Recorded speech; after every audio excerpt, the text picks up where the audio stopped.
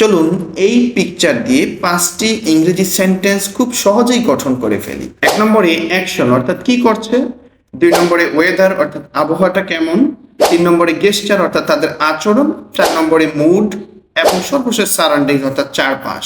Firstly action, two people are walking together on a railway track. তারা দুজন rail লাইনের উপর দিয়ে একসাথে হাঁটছে। Then weather, It seems to be drizzling and they are sharing an umbrella. হালকা বৃষ্টি পড়ছে এবং তারা একটি ছাতা শেয়ার করে হাঁটছে। Next, gesture. One of them is holding the umbrella to keep the other persons dry. তাদের একজন ছাতা ধরে আছে যাতে অন্যজন ভিজে না যায়। Then mood. The mood of the photo feels calm, warm and beautifully romantic.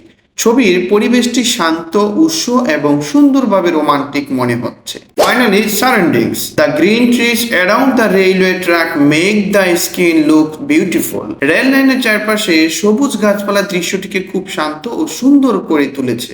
এই ধরনের ভিডিও প্রতিদিন আমার চ্যানেলে পেতে আমার চ্যানেলটিকে সাবস্ক্রাইব করুন এবং পেজটিতে ফলো দিয়ে রাখুন, যাতে করে একটা ভিডিও মিস না হয়।